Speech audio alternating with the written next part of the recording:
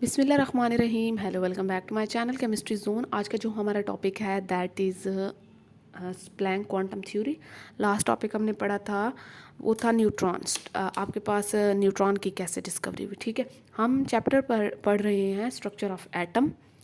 Structure of atom में हमने जितने भी कॉन्स्टिट्यूएंट हैं या जो भी चीज़ें बना रही हैं आपके पास, जितने भी पार्टिकल्स एक एटम का स्ट्रक्चर बना रहे हैं वो हमने डिस्कवर कर लिया, इलेक्ट्रॉन, प्रोटॉन और न्यूट्रॉन। ठीक है, अब आता है प्लैंक क्वांटम थ्योरी।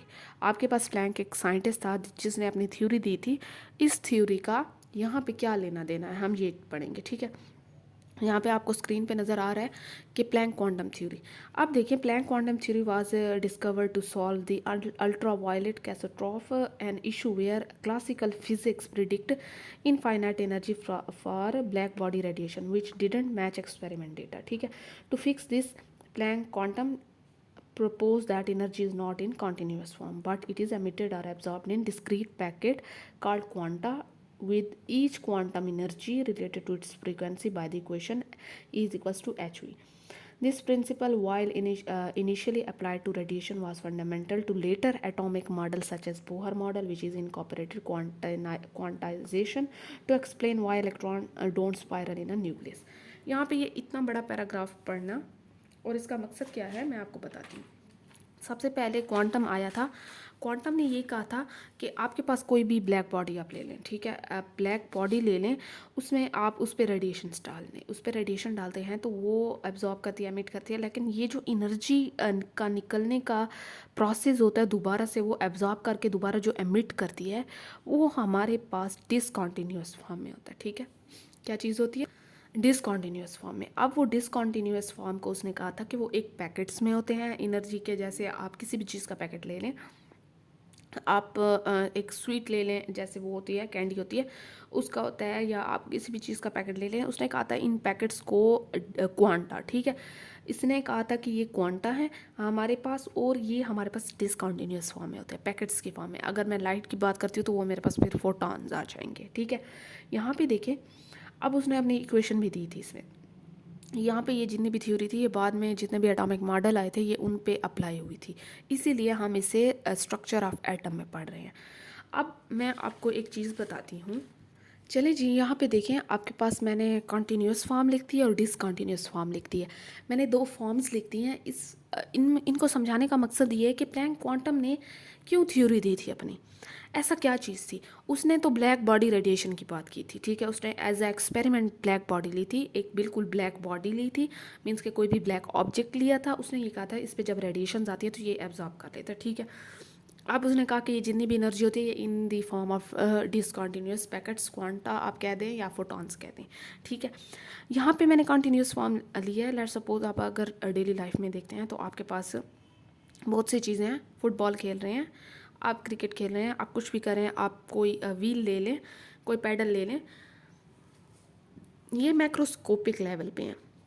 आपने क्या किया कि इस व्हील पे एनर्जी लगाए, पहले 15 जूल्स, फिर 16, फिर 17, फिर 18 उस पर लगाते गए। ठीक है, वो व्हील जो है वो रोटेट करता गया और उसकी स्पीड ज़्यादा होती गई। That is a continuous form. आपने बिल्कुल एक कॉन्टीन्यूटी रखी है इसमें, 15, 16, 17, 18 अप टू सो ऑन। लेकिन अगर मैं माइक्रोस्कोपिक लेवल पे देखती हूँ, एटॉमिक लेवल पे देखती हूँ, तो मेरे पास चीज़ें ऐसी नहीं हैं।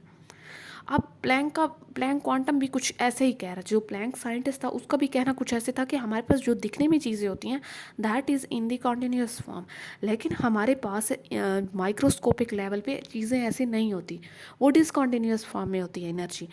लेट सपोज मैंने स्ट्रक्चर ऑफ एटम ले लिया। अब तीन चीज़ें डिस्कवर हो चुकी थी, इलेक्ट्रॉन, प्रोटॉन, न्यूट्रॉन। हमें ये भी पता है कि आपके पास शेल थे। अब शेल जो होते हैं वो बिल्कुल लेडर की तरह होते हैं। आपके पास पहला एनर्जी शेल आ जाता है, फिर दूसरा एनर्जी शेल आ जाता है, फिर तीसरा आ जाता है, फिर चौथा आ जाता है, आगे आप टू सो ऑन जितने भी आ जाते हैं। अब लेट्स सपोज एक इलेक्ट्रॉन है, वो जब अंदर की तरफ आता है, न्यूक्लियस के करीब की तरफ आता, ठीक है जी, जैसे वो अंदर की तरफ आता है वो एनर्जी को एब्जॉर्ब करता है। जैसे ही वो अंदर से बाहर की तरफ जंप करता है वो एनर्जी को रिलीज़ करता है। अब देखें कि आपके पास यहाँ क्या होगा कि मैंने कहा है कि वो अगर एनर्जी लेवल 1 पे आता है तो मैंने ऐसे रैंडमली आपसे कह दिया कि वो 12 जूल लेता है, ठीक है। अब इस पे 4 आ गया, इस पे 8 आ गया, एनर्जी लेवल 4 पे 19 आ गया। अब ये आप देख रहे हैं कि that is in the discontinuous form. तो उसने कहा कि कुछ ऐसा होता है। अब ऐसा क्यों होता है? क्योंकि आगे हम देखेंगे इसी चीज़ को कि हमारे पास हर एनर्जी लेवल का जो भी जितनी भी एनर्जी है, चाहे वो एमिट कर रहा है, एब्जॉर्ब कर रहा है, उसकी फिक्स है। And that fix type of energy, fix form of energy is called quanta. Means कि ये हमारे पास जितनी भी एनर्जी इसकी आ रही है दैट इज़ क्वांटाइज्ड, ठीक है, वो फिक्स है। क्वांटाइज मीन्स कि वो फिक्स है, वो कॉन्टीन्यूस फॉर्म में नहीं है कि अच्छा 12 है तो 13 होगा, 14 होगा, 15 होगा, 16 होगा। यहाँ पे इतनी बात क्लियर हो गई है। तो उसने कहा था कि हमारे पास चीज़ें इस लेवल पे ऐसी हैं, जो हम एनर्जी जो देख रहे हैं इस लेवल पे ऐसी नहीं है, ठीक है। अब देखें, आपके पास हिस्ट्री की तरफ आ जाते हैं। अगर आप इस चीज़ को स्किप करना चाहते हैं, ये सिर्फ आपको समझाने के लिए था, आपको कंफ्यूज करने के लिए नहीं था। हिस्ट्री में देखें 1901 में मैक्स प्लैंक जो था वो प्लैंक क्वांटम थ्योरी तो बाद में कहते हैं, उसका नाम प्लैंक था। Initiated quantum physics bye presenting his quantum theory, ठीक है। हमारे पास ये फिजिशियस था, तो उसने क्या किया कि उसने अपनी थ्योरी दी, उसे नोबेल प्राइज़ में मिला था 1918 में। अब प्लैंक क्वांटम थ्योरी की तरफ आ जाते हैं। वो प्लैंक क्वांटम थ्योरी क्या कहती है? वो कहती है कि हाई एनर्जी रेडिएशंस जो हमारे पास आ रही हैं, high energy radiations were produced discontinuously by the particles of the hard body. Each radiation is associated with specific frequency which increases with temperature. यहाँ पे इसका क्या मतलब है? लेट सपोज मैं एक बॉक्स लेती हूँ, आपके पास मेनली ब्लैक रेडिएशन में बॉक्स ही यूज़ किया गया था, ब्लैक बॉडी, ठीक है। अब लेट सपोज इस पे कोई रेडिएशंस पड़ रही हैं। अब इस पे रेडिएशंस जो पड़ रही हैं वो कहते हैं कि यहाँ पे जितनी भी रेडिएशंस हैं वो क्या हैं कि अगर ये लेट सपोज एब्जॉर्ब कर भी रही है या ये एमिट कर भी रही है, तो हमारे पास ये इन द फॉर्म ऑफ डिसकॉन्टीन्यूअस कर रही है, ठीक है, by the particles of hard body. और ये रेडिएशन जितनी भी है ये स्पेसिफिक फ्रीक्वेंसी पे डिपेंड करती हैं। आपके पास से frequency wave number, wave length आगे आप पढ़ने वाले हैं, जो कि टेम्परेचर जितना इंक्रीज़ होगा तो ये साथ में इसकी फ्रीक्वेंसी भी इंक्रीज़ होगी, ठीक है। यहाँ पे आ जाएं पास्टुलेट की तरफ। यहाँ पे आपकी बुक में कुछ ऐसा डिटेल नहीं दी गई, ना हिस्ट्री इतनी दी गई है, ना ये ऊपर वाली एक्सप्लेनेशन, कुछ भी नहीं दिया गया। ये सिर्फ आपको समझाने के लिए था। पास्टुलेट डायरेक्टली दिए गए हैं आपके पास। पास्टुलेट में आ जाएं, वो कहते कि प्लैंक क्वांटम ये कहने की कोशिश कर रहा था कि आपके पास एनर्जी जितनी भी, चाहे वो एमिट कर रही है बॉडी, चाहे वो एब्जॉर्ब कर रही है, तो वो हमारे पास जो है वो कॉन्टीन्यूसली नहीं है बल्कि डिसकॉन्टीन्यूस फॉर्म है। इट इज़ एमिटेड और absorbed in the form of wave packets और क्वांटा। आप वेव पैकेट्स भी कह सकते हैं, एनर्जी पैकेट्स भी कह सकते हैं, क्वांटा भी कह सकते हैं, ठीक है। अगर आप लाइट की बात करें तो आपके पास फोटॉन्स होंगे। फिर वो कहते हैं, वही बात है जो मैंने आपको ऊपर बताई है, the amount of energy is associated with quantum of radiation is directly proportional to the frequency of radiation. मैंने यही कहा है यहाँ भी कि हमारे पास जितनी ज़्यादा फ्रीक्वेंसी उतनी ज़्यादा हमारे पास क्वांटम ऑफ रेडिएशन, ठीक है। Amount of energy associated with quantum of radiation is directly proportional to frequency. आपके पास रेडिएशन जो यहाँ पे मैंने बताया कि इंक्रीज विद टेम्परेचर, जी मीन्स के आपके पास एनर्जी उतनी ज़्यादा होगी जितनी आपके पास फ्रीक्वेंसी होगी, और फ्रीक्वेंसी उतनी ज़्यादा होगी जितनी आपके पास टेम्परेचर होगा, ठीक है। आगे ये आप देखेंगे। फिर आ जाएं यहाँ पे, अब देखें आपके पास यहाँ पे आपको नज़र आ रहा है, यहाँ पे देखें। अच्छा, यहाँ पे हमने जो पीछे चीज़ देखी है वो क्या चीज़ थी? एनर्जी इज़ इक्वल्स टू क्या चीज़ है? फ्रीक्वेंसी के इक्वल है। जो मेरे पास एच जो है प्रोपोर्शनल अगर हटता है तो एच का साइन आता है, that is Planck constant 6.626 multiply 10⁻⁻34 joule second है, ठीक है। यहाँ पे आ गया है ये। अब इन छोटी छोटी डेरिवेशन का आपने ख्याल करना है, क्योंकि आगे जाके आपने यहीं ही निकालनी है। The body can not a body can emit और absorb energy in the term of integral multiple of quantum या फोटॉन्स। वो कहते हैं कि जब भी ये एमिट करेगा, जब भी ये एब्जॉर्ब करेगा, ये आपके पास होल नंबर की फॉर्म में आएगा, ठीक है। ये नहीं है कि आपके पास पॉइंट की फॉर्म में आ जाए। जैसे मैं कहती हूँ कि E इज़ इक्वल्स टू ये एन एच वी तो ये वाला आ गया। एन क्या चीज़ है? यही है, होल नंबर, आपके पास ये शेल जैसे n के पास 1 2 3 up to so on, it means energy is quantized, ठीक है। आपके पास फिक्स एनर्जी क्वांटाइज्ड है।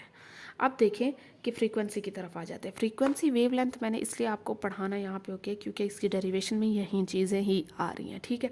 The number of waves passing through a point per second is called frequency. Simple सी बात है, एक पॉइंट है उस पर कितने वेव्स पास हो रहे हैं एक सेकेंड में, हम उसे कहते हैं this is frequency. Let suppose मेरे पास ये पहला पॉइंट है, अब इसमें मैंने 2 वेव्स वो की हैं, चलो यहाँ पे आप 3 4 और भी बना सकते हैं। तो इस पॉइंट पे एक सेकंड में ये कितनी वेव्स पास हो रही हैं, दैट इज़ कॉल्ड फ्रीक्वेंसी, ठीक है। हर्ट्ज में होती है, पर सेकंड में भी मैयर होती है, यूनिट है इसका। वेवलेंथ की तरफ आ जाएं, आपके पास वेवलेंथ जो होती है वो कहते हैं कि distance between two adjacent crust और ट्रफ इज कॉल्ड वेवलेंथ। आपके पास जो ये मैंने वेव बना दी है दैट इज़ क्रस्ट, जो ऊपर की तरफ होगा, जो नीचे लोअर हमारे पास पीक होगी दैट इज़ ट्रफ। अब 2 क्रस्ट के दरमियान, या यहाँ पे एक और, यहाँ पे मैं ऐसे कर लूँ तो मेरे पास 2 ट्रफ के दरमियान जितना भी फासला है दैट इज़ कॉल्ड वेवलेंथ, ठीक है। यहाँ पे वेव लेंथ आ गई है। अब जो है ये लेमडा, हम इसे रिप्रेजेंट करते हैं लेमडा की फॉर्म में, और ये मीटर और नैनोमीटर से मैयर होता है, यूनिट्स इसके हैं। फिर आ जाएं, आपके पास डेरिवेशन जो बुक में लिखी हुई है, आपके पास तो डायरेक्टली यहाँ पे डेरिवेशन दी गई है, लेकिन मैंने चीज़ों को डिवाइड किया है ताकि आपको स्टेप बाय स्टेप समझ आए। डेरिवेशन की तरफ मैं आती हूँ, मैं अकॉर्डिंग टू वेवलेंथ और एनर्जी का अगर देखती हूँ, मैंने वेवलेंथ पढ़ ली है, ठीक है। तो मैं देखती हूँ मेरे पास कैसे आता है कि मेरे पास एनर्जी को मैंने यहाँ पे जो है इसे रिप्रेजेंट कर दिया और मेरे पास डायरेक्टली प्रोपोर्शनल टू 1/λ आ गया। अब मेरे पास जैसे प्रोपोर्शनल हटता है तो मेरे पास c आ जाता है। c is the velocity of light, that is 3 × 10⁸ metre per second. हमारे पास ये फिक्स वैल्यू है। अब प्लैंक क्वांटम थ्योरी के अकॉर्डिंगली मेरे पास E = hv आ रहा है। अगर मैं पीछे देखूँ तो मेरे पास यहाँ पे तो नहीं है, ये है, सॉरी, ठीक है, ये आ रहा है।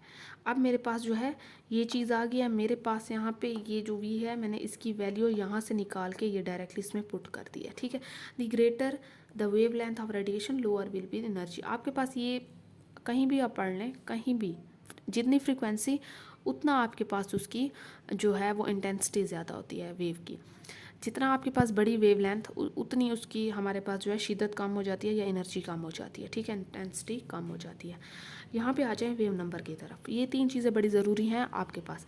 वेव नंबर की तरफ अगर आप आते हैं तो यहाँ पे वो कहते हैं कि रेसिप्रोकल ऑफ वेव लेंथ। अगर मैं इसी वेव लेंथ का उलट लूँ, रेसिप्रोकल ले लूँ, तो मेरे पास आ जाता है वेव नंबर, ठीक है।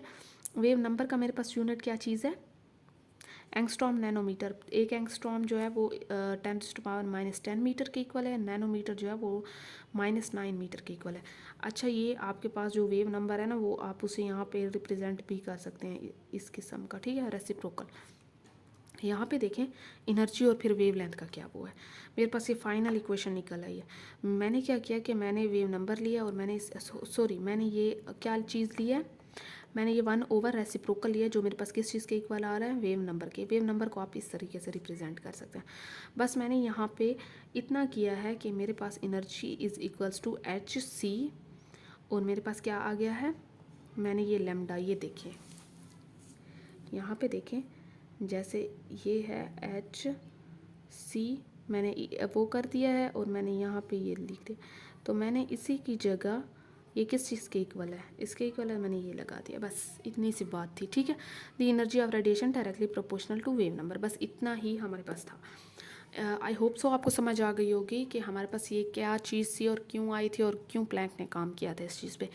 तो अगर आपको स्टिल कोई प्रॉब्लम है आप मुझे कमेंट सेक्शन में ज़रूर बताएं ताकि मैं आपको अगली वीडियो में अगेन इस चीज़ को क्लियर कर दूँ। अल्लाह हाफिज़।